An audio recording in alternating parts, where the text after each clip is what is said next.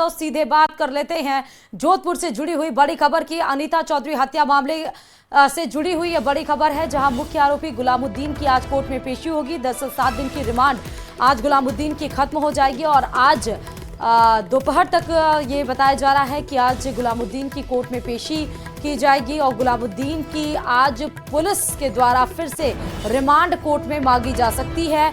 फिर से आज कोर्ट रिमांड पर सौंपने की मांग कर सकता है। पुलिस मतलब कोर्ट में पुलिस ये मांग कर सकती है। बताते चले कि अनीता चौधरी को मुख्य आरोपी गुलामुद्दीन भरसक 6 टुकड़ों में मारकर और 6 टुकड़ों में जमीन के अंदर दफना दिया था और उसके बाद जब कार्रवाई हुई तो पता चला कि 6 टुकड़े अनीता का शव इसमें बरामद हुआ और मुख्य आरोपी गुलामुद्दीन जो कि इस पूरे मर्डर का एक तरह से साजिश करता है और पूरा इसने किया था काम और उसको आज उसका रिमांड खत्म हो रहा है। और इस मामले में एक और बड़ी खबर है कि 18 दिन से अनीता के शव का अंतिम संस्कार नहीं हुआ। पुलिस बार बार परिजनों को नोटिस देने का प्रयास कर रही है, लेकिन परिजन है कि मानने को तैयार नहीं है और इस क्रम में इस बाबत में अनीता के बेटे ने पुलिस को ही चेतावनी दे दी।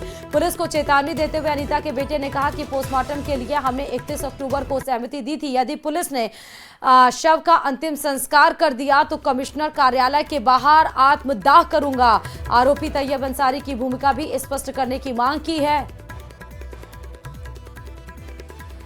मांग की है तो आपको बता दें तैयब अंसारी की भूमिका क्या थी उस पूरे मर्डर केस में, उसको भी स्पष्ट करने की बात कही गई है। साथ ही कमिश्नर कार्यालय के बाहर आत्मदाह करने की बात, ये जो तस्वीर में आप देख रहे हैं जिस शख्स को, यही अनीता चौधरी के बेटे हैं जिन्होंने पुलिस को सीधे चेतावनी दी कि हमने 30 अक्टूबर को अंतिम संस्कार के लिए सहमति जताई थी, तब नहीं हुआ, लेकिन अगर अब पुलिस जबरन अंतिम संस्कार कराती है हमारे सहमति के बिना तो वो कमिश्नर कार्यालय के बाहर आत्मदाह कर लेंगे। दूसरी तरफ आप देखिए कि मुख्य आरोपी गुलामुद्दीन की आज कोर्ट में पेशी होगी। 7 दिन की रिमांड की अवधि उसकी पूरी हो चुकी है।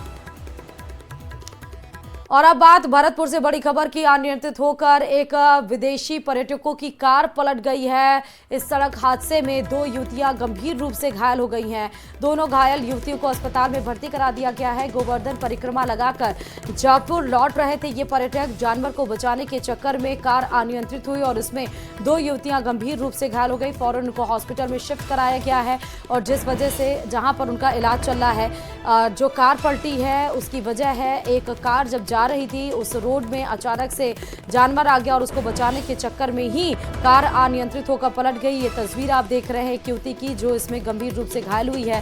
हालांकि इसके साथ साथ एक और युवती है जो बताया जा रहा है कि गंभीर रूप से घायल है, जिनको फौरन अस्पताल में भर्ती कराया गया। विदेशी पर्यटक की कार पलटी है जिसमें 2 लोग घायल हो गए हैं। पहली तस्वीर आप देखिए, कार पलटी हुई एक पूरा खेत है जिसमें ये कार पलटी है और कार की तस्वीरें देखकर आप लगा सकते हैं कि कार की रफ्तार भी तेज रही होगी। जिस तरह शीशा और सारी चीजें चकनाचूर नजर आ रही हैं और इसी में ये विदेशी पर्यटक की कार थी जो कि परिक्रमा करने के बाद वापस को लौट रहे थे, लेकिन उस बीच में जानवर आ गया और जानवर को बचाने के चक्कर में ही ये सड़क दुर्घटना घटी है। कार पलटने की वजह से 2 युवतियां गंभीर रूप से घायल।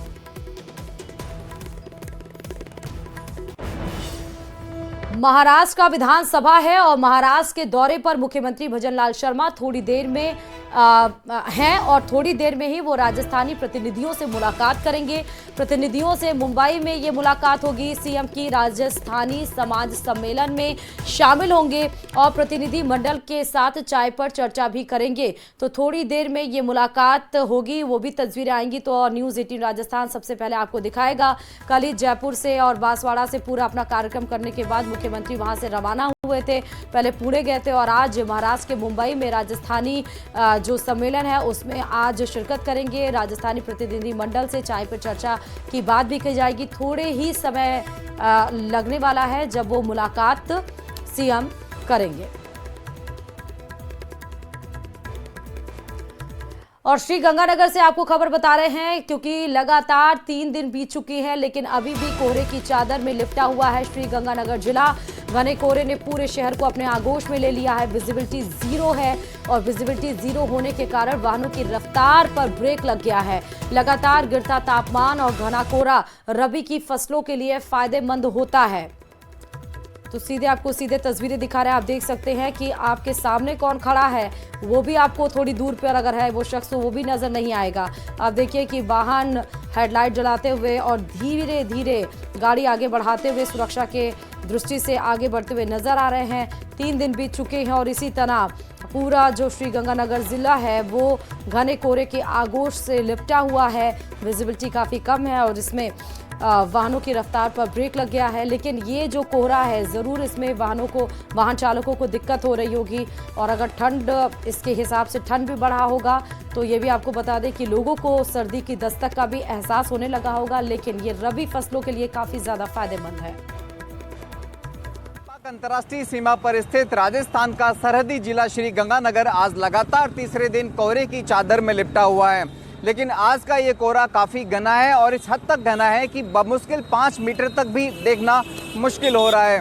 अभी समय हम श्रीगंगानगर जिला मुख्यालय के गोल बाजार चौक पर खड़े हुए और हम आपको यहाँ की तस्वीरें दिखाएं तो आप ये देखिए, यहाँ गोल बाजार पर बमुश्किल 10 से 15 फीट के बाद क्या दिखाई देगा ये देखना लगभग नामुमकिन सा है, चूँकि कोहरा काफ़ी घना है। घने कोहरे की वजह से घटी दृश्यता के कारण जो वाहनों की रफ्तार है उस पर पूरी तरह से ब्रेक लग गए हैं। साथ ही साथ जो वाहन चालक हैं वो अपने गाड़ी की हेडलाइट और फॉगलाइट को ऑन करके रखे हुए हैं ताकि किसी भी तरह की संभावित दुर्घटना को टाला जा सके। मौसम विभाग के द्वारा श्रीगंगानगर सहित बीकानेर संभाग में घने कोहरे का येलो अलर्ट जारी किया गया था, जो काफ़ी हद तक सही दिखाई दे रहा है। इस घने कोहरे की वजह से एकाएक मौसम में ठंडक भी घुल गई है, मौसम के मिजाज पूरी तरह से बदल गए हैं।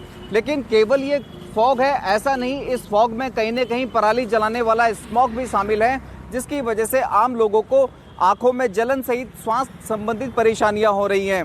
विजिबिलिटी घटने से जहां एक और वाहन चालक परेशान हो रहे हैं और तो वहीं मौसम के मिजाज भी पूरी तरह से बदल गए हैं। कुछ लोग हमारे साथ मौजूद हैं। साहब, कैसा मौसम है इस समय गंगानगर का? बहुत ही ज़्यादा धुआं है मौसम के अंदर और कोई दिख रहा नहीं है इधर। 5 मीटर के बाद, 5 मीटर भी नहीं, 3 मीटर के आगे कुछ दिखाई नहीं दे रहा है। हाँ, वाकई नहीं दिखाई दे रहा है और निश्चित तौर पर चूंकि काफी घना फॉग है। एक बाइक चालक है हमारे साथ। हाँ साहब, कितना कुछ दिखाई दे रहा है? नहीं दिखाई दे रहा? कुछ नहीं दिखाई दे रहा सर, सामने भी कुछ बिल्कुल ही विजिबिलिटी बहुत ही कम है सर। हाँ। और अभी धुआं और धुंध दोनों साथ में मिक्स हो रहा है तो बहुत ज्यादा लग रहा है सर, और ठंड भी बहुत अधिक सी लग रही है सर। अब चूंकि आप तो गाड़ी भी चला रहे हैं और दिख कुछ नहीं रहा, फिर क्या कर रहे हैं? सर मजबूरी है, काम तो करना ही पड़ेगा, फिर भी क्या करें। गाड़ी की हेडलाइट या फॉगलाइट ऑन है? ऑन है सर। आप बिल्कुल देखिए, इन्होंने भी अपनी गाड़ी की हेडलाइट और फॉगलाइट को ऑन रखा हुआ है ताकि इस घटी हुई विजिबिलिटी के कारण सामने वाहन चालक को स्पष्टतया दिखाई दे सके और किसी भी दुर्घटना को टाला जा सके। आप चारों तरफ देखिए, श्रीगंगानगर के गोल बाजार का नज़ारा है, जहां चारों तरफ वाहन चालकों के द्वारा अपनी गाड़ी की फॉगलाइट और हेडलाइट ऑन करके रखी गई है ताकि इस घटी हुई दृश्यता के कारण यदि कहीं कोई दुर्घटना होने की संभावना बनती है तो उसको टाला जा सके। चूँकि न केवल फॉग है बल्कि स्मॉग भी है, तो लोगों को दृश्यता के साथ साथ आंखों में इरिटेशन के अलावा और भी समस्याएं हो रही हैं। इस बीच न्यूज़ 18 भी अपने सभी दर्शकों से अपील करता है कि इस घने कोहरे के दौरान यदि आप गाड़ी ड्राइव कर रहे हैं तो अपने गाड़ी की फॉग लाइट और हेडलाइट आवश्यक रूप से ऑन करके रखें। साथ ही साथ अपने वाहन की जो रफ्तार है उस पर भी ब्रेक लगा के रखें। अशोक शर्मा, न्यूज़ 18 श्रीगंगानगर। और हनुमानगढ़ में भी कुछ इसी तरह घने कोहरे का असर देखने को मिला है। घने कोहरे के कारण जीरो विजिबिलिटी की स्थिति हनुमानगढ़ में भी बन गई है, जिससे वाहन चालकों को भारी परेशानी का सामना करना पड़ रहा है। सड़कों पर गाड़ियां रिंग रिंग कर चलती हुई दिखाई दे रही हैं। वहीं घने कोहरे के कारण आम लोगों की आवाजाही भी कम रही है और लोग घरों में ही दुबके रहे हैं, जिससे बाजार भी देरी से खुले हैं। दूसरी तरफ इस मौसम का कोहरे मतलब फसलों के लिए फायदेमंद है। ये बताया जा रहा है जो कोहरा है, जो मौसम है, जिस तरह ठंडक ने दस्तक दी है, ये जो कोहरे की चादर है वो रबी फसलों के लिए काफी ज्यादा महत्वपूर्ण है। और एक बार फिर से श्रीगंगानगर से जुड़ी हुई बड़ी खबर आपको बता रहे हैं। आज फिर से जिले का एयर क्वालिटी इंडेक्स बढ़ गया है। जी हां, एक बार फिर से बढ़कर ये एयर क्वालिटी इंडेक्स 255 पर पहुंच गया है। शुक्रवार को AQI अगर श्रीगंगानगर के रिस्पेक्ट में बात करें तो 140 दर्ज किया गया था, लेकिन 140 से दुगना अब हो चुका है, 255 के पास पहुंच चुका है। बच्चे, बुजुर्ग और मरीजों को, जो हार्ट संबंधी मरीज हैं, हृदय रोगी जो मरीज हैं, उनको परेशानी हो रही है। श्रीगंगानगर में एयर क्वालिटी इंडेक्स एक बार फिर से बढ़कर 255 पहुंच गया है, तो जिससे फिर से लोगों को प्रदूषण से परेशानी हो रही है। AQI का स्तर मंडे को अगर हम बताएं सोमवार को वो 140 दर्ज किया गया था, लेकिन एक दिन की आशंका राहत के बाद एक बार फिर से AQI चढ़कर 255 पहुंच गया है। वहीं पड़ोसी राज्य पंजाब सहित आसपास के क्षेत्र में पराली जलाने और ईंट भट्टों की वजह से हो रहे वायु प्रदूषण से आमजन परेशान है। बच्चे हो या फिर बुजुर्ग या फिर मरीजों के साथ साथ अस्थमा रोगियों को प्रदूषित आबो हवा के कारण परेशानियां हो रही हैं, जिसको लेकर श्रीगंगानगर जिला अस्पताल के PMO डॉक्टर दीपक मोंगा ने आमजन को प्रदूषित वातावरण से बचने के लिए बेवजह घर से बाहर नहीं निकलने की सलाह दी। साथ ही कहा कि अगर घर से बाहर निकलते हैं तो मास्क का इस्तेमाल जरूर करें। आम जनता के लिए तो हम इसके बचाव के बारे में कुछ बात कर सकते हैं कि इस वातावरण के अंदर जब स्मोक की ज़्यादा हो वातावरण के अंदर, उस वक्त घर से बाहर नहीं निकलें और घर में भी रहें तो खिड़की दरवाजे बंद करके रखें ताकि बाहर की हवा जो है वो अंदर नहीं आ सकें। बहुत आवश्यक होने पे बाहर निकलना भी पड़े तो मास्क का प्रयोग करें, आई गॉगल्स का या आई ग्लासेस का यूज़ करें ताकि इरिटेशन नहीं हो, फुल स्लीव के कपड़े पहने। ये बचाव के तरीके हो सकते हैं। अदरवाइज़ इससे अगर एक बार पीड़ित हो जाता है तो फिर आदमी को परेशानी ही परेशानी होती है। और चलिए खबरों में आगे बढ़ते बताते चलें कि उपचुनाव की वोटिंग के दौरान अमित चौधरी को थप्पड़ जुड़ने की घटना ने टोंक के देवली उनियारा को सुर्खियों में ला दिया। अदालत ने थप्पड़ जड़ने वाले निर्दलीय उम्मीदवार नरेश मीणा को 14 दिन की न्यायिक हिरासत में भेज दिया है। और इस बीच टोंक कलेक्टर ने थप्पड़ कांड पर चौंकाने वाला खुलासा भी किया। देखिए रिपोर्ट।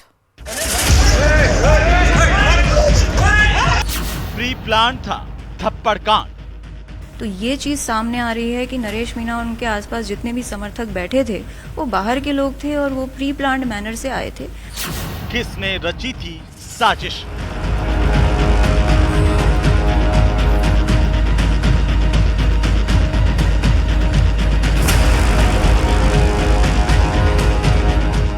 आखिर कौन था सूत्रधार?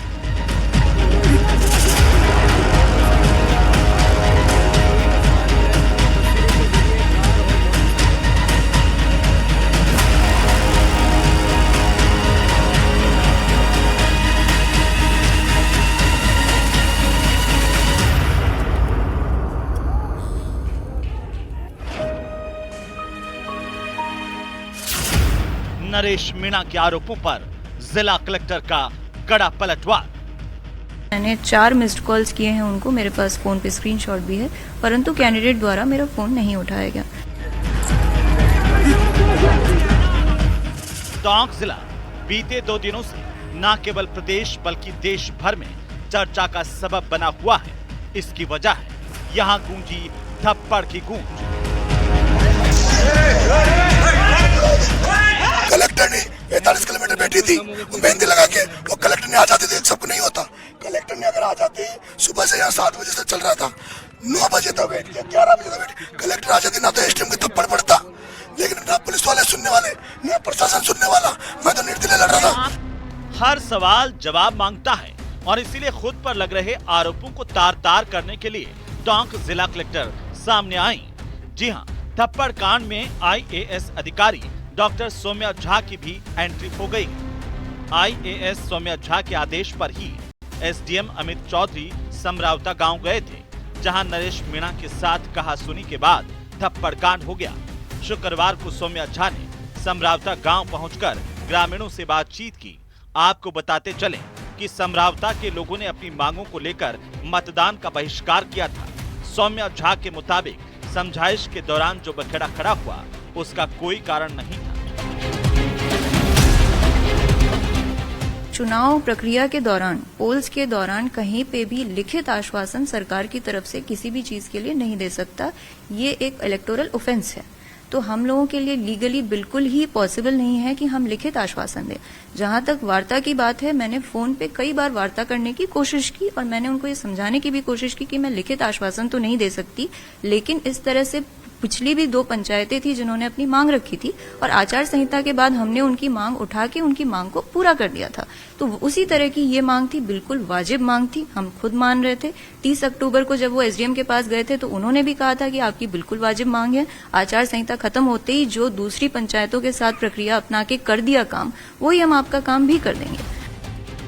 न्यूज 18 राजस्थान से बातचीत में सौम्या झा ने कहा कि अपनी राजनीति चमकाने के लिए ही नरेश मीणा ने पूरी घटना की साजिश रची थी। कि नरेश मीणा और उनके आसपास जितने भी समर्थक बैठे थे वो बाहर के लोग थे और वो प्री प्लान्ड मैनर से आए थे। ग्रामवासियों की एक बिल्कुल जेन्युइन डिमांड थी जो कि हम भी मानते थे और हम उनके साथ ऑलरेडी वार्तालाप कर रहे थे और हम ये भी जानते थे कि आचार संहिता के बाद उनकी मांग को हम आगे रख के पूरा करने की कोशिश करेंगे, परंतु इस मांग को उनके द्वारा कोऑप्ट कर लिया गया अपना पॉलिटिकल सिक्का जमाने के लिए और उनके बाहर के आए समर्थकों ने प्री प्लानिंग के तौर पे पहले इस तरह की घटना की, उसके बाद अपने ऊपर अपना थोड़ा प्रेस में अपनी छवि को आगे बढ़ाई। जिला कलेक्टर ने कहा कि प्रशासन पूरी तरह से ग्रामीणों के साथ है। समरावता के लोगों को बाहरी लोगों और अफवाहों से सावधान रहने की जरूरत है। देखते ही देखते स्थितियां सामान्य हो जाएंगी। से गांव वालों को मैं यही कहना चाहूंगी कि हम पूरी तरह से आपके साथ हैं। यदि आपके साथ कोई भी ज्यादती किसी के द्वारा भी हुई है, प्रशासन से, पुलिस से या नरेश मीणा के समर्थकों से, मैं वापस रिपीट करूंगी कि वो बाहर से आए हुए लोग थे, तो उन्होंने एक तरह से ग्रामवासियों के इशू को बहाना बनाते हुए अपना पॉलिटिकल सिक्का जमाने के लिए गांव के साथ भी इस तरह का उपद्रव किया कि गांव में भी हालात बिगड़ गए। अदालत ने नरेश मीणा को 14 दिन की न्यायिक हिरासत में जेल भेज दिया है। थप्पड़ कांड पर जयपुर में 2 दिन से हड़ताल कर रहे RAS एसोसिएशन के मेंबर्स ने मुख्यमंत्री से मुलाकात के बाद हड़ताल खत्म कर दी है। न्यूज़ 18 राजस्थान के लिए टोंक से दौलत पारिक की रिपोर्ट।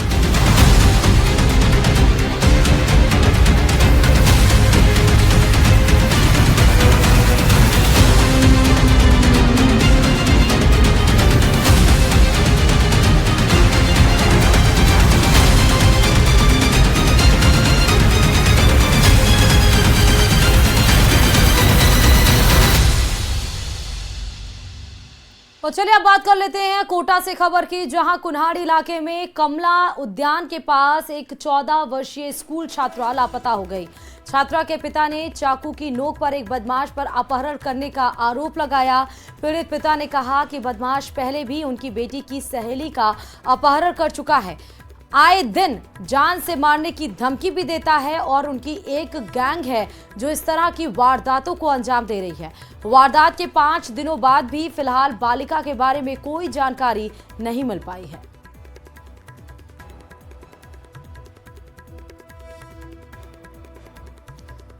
ब्रांड के नाम पर डुप्लीकेट माल बेचने वालों के खिलाफ भीलवाड़ा पुलिस ने बड़ी कार्रवाई को अंजाम दिया है। भीलवाड़ा शहर के पंचवटी इलाके में ब्रांड कार्ड नामक दुकान में बड़ी कंपनियों के नाम से डुप्लीकेट गारमेंट्स बेचने की शिकायत पर पुलिस ने गोदाम पर छापेमारी की और इस दौरान पुलिस ने ब्रांड कार्ड के सेल्स मैनेजर लोकेश को गिरफ्तार भी किया।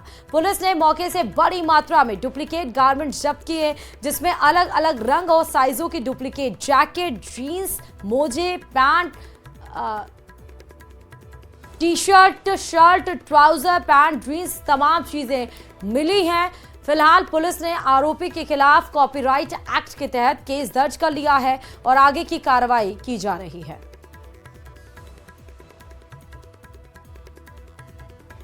थाने पर Levi's, USP, Calvin, Zara, Tommy Hilfiger company के प्रतिनिधि थाने को उपस्थित होकर रिपोर्ट पेश की कि यहाँ पर एक ब्रांड कार्ड नाम से और मैं हेल्पिंग नाम से एक शोरूम है जिसका गोदाम भी है पंचवटी में, वो नकली उत्पाद बेच रहा है। इस पर थाना जगह जो टीम है, ओम प्रकाश सब इंस्पेक्टर, वो वहाँ पर गए, चेक किया और कंपनी के प्रतिनिधि भी साथ थे और उन पर चेक करने के बाद जो नकली उत्पाद मिले हैं उस कंपनी के लिवाइस, यूएसपी, उनको जब्त किया गया है। मौके से जो सेलर है लोकेश सोनी, उसको भी गिरफ्तार किया गया है।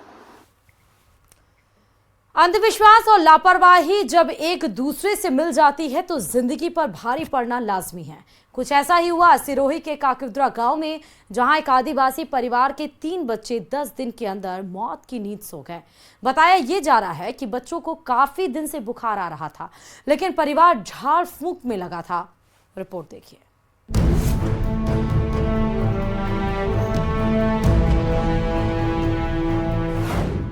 लापरवाही मासूमों की जान पर भारी। 10 दिन के अंदर 3 बच्चों की मौत। झाड़ फूंक में लगा रहा परिवार।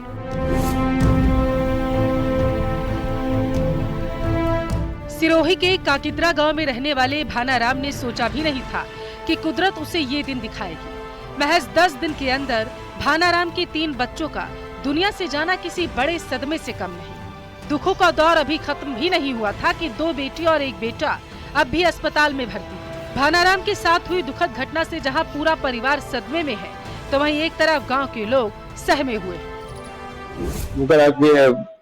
इलाज करवाया था, इलाज कराने के बाद में एक बहुत चल का लड़का हो गया 2 दिन में। फिर एक बच्ची थी वो 3 दाड़ा बाद में हो गई। मेरे भी बीमार, मैं भी बीमार हूँ। क्या हो वो बुखार आ रहा है।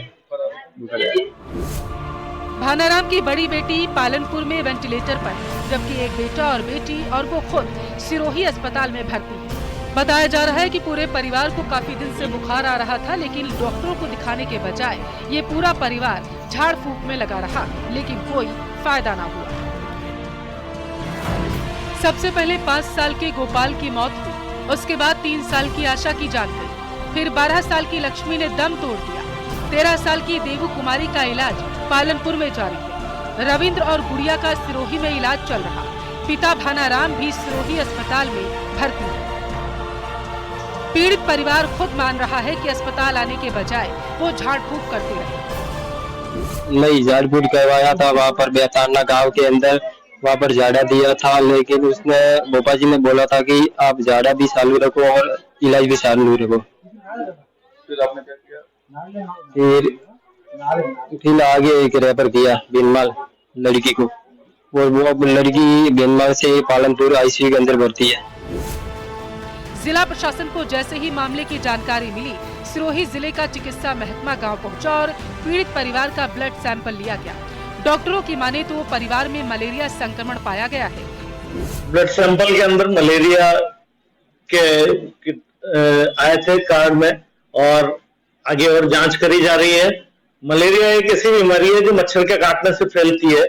इसके अंदर तेज बुखार, सर दर्द, उल्टी, जी घबराना, ये आदि लक्षण है।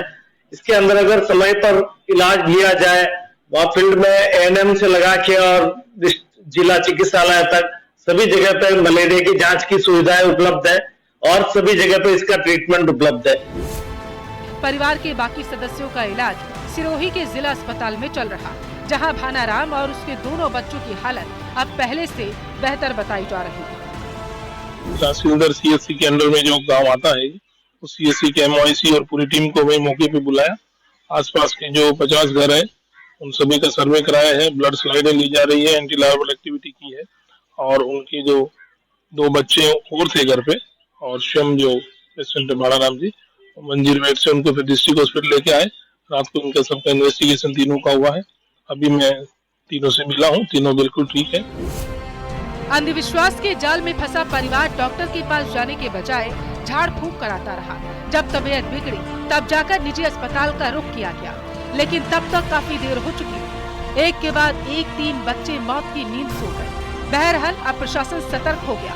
पीड़ित परिवार के साथ गाँव वालों के सैंपल लिए जा रहे हैं। उम्मीद की जा रही है कि भाना और उसके तीनों बच्चे जल्द ही ठीक होकर घर वापस लौट आएंगे। लेकिन न्यूज 18 राजस्थान अपने सभी दर्शकों से अपील करता है कि बीमारी होने पर सबसे पहले नजदीकी अस्पताल पहुंचे, न कि अंधविश्वास के चक्कर में पड़ जाए। न्यूज 18 राजस्थान के लिए सिरोही से प्रतीक सोलंकी की रिपोर्ट।